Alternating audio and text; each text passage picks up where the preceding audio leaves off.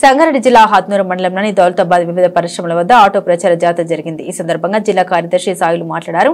కేంద్రంలోని మోదీ ప్రభుత్వం కార్మికులు పోరాడు సాధించుకున్న 29 చట్టాలను కుదించి 4 లేబర్ కోడ్స్ గా తెచ్చి పెట్టుబడిదారులకు అనుకూలంగా నిర్ణయాలు తీసుకొస్తూ పరిశ్రమలో ఉత్పత్తి చేస్తున్న కార్మికుల హక్కులను హరించి లాభాల కోసం ఆలోచించే పెట్టుబడిదారుల కోసమే కేంద్ర ప్రభుత్వం పనిచేస్తోందని విమర్శించారు.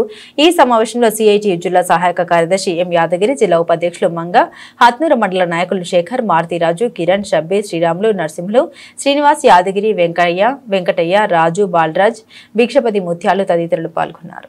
కార్మిక కర్షక ప్రజా వ్యతిరేక విధానాలను ఉపసంహరించుకోవాలని, కార్మిక వర్గానికి నష్టం చేసే 4 లేబర్ కోడ్లను రద్దు చేయాలని చెప్పేసి 10 కార్మిక సంఘాల నాయకత్వంలో జూలై 9న దేశవ్యాప్త సార్వత్రిక సమ్మె కలదు.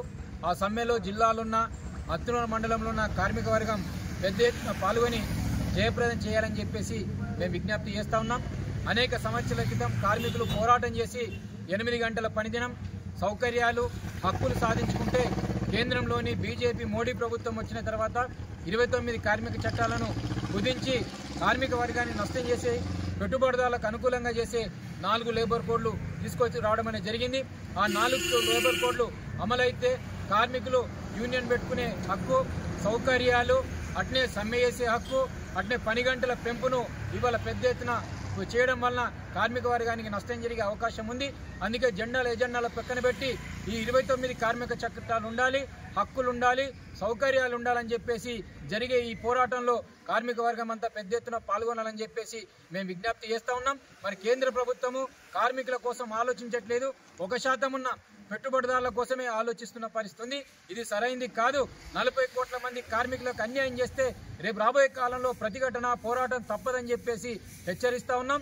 ఈ 4 లేబర్ కోడ్లు రద్దు చేయాలని చెప్పేసి ఒకవైపు దేశవ్యాప్తంగా, రాష్ట్ర వ్యాప్తంగా సమ్మె జరుగుతుంటే కార్మికులకు సంఘీభావంగా అండగా సంపూర్ణ మద్దతు తెలియజేసిన రాష్ట్ర ప్రభుత్వము ఇవాళ పని గంటలు 10 గంటలు పెంచుకోవాలని చెప్పేసి 282 జీవోను నిన్ననే మరి రాష్ట్ర ప్రభుత్వం తెచ్చింది, విడుదల చేసింది. ఇది చాలా దుర్మార్గమైంది. దీన్ని సిఐటి తీవ్రంగా ఖండిస్తూ ఉంది. ఆ జీవోను వెంటనే ఉపసంహరించుకోవాలి.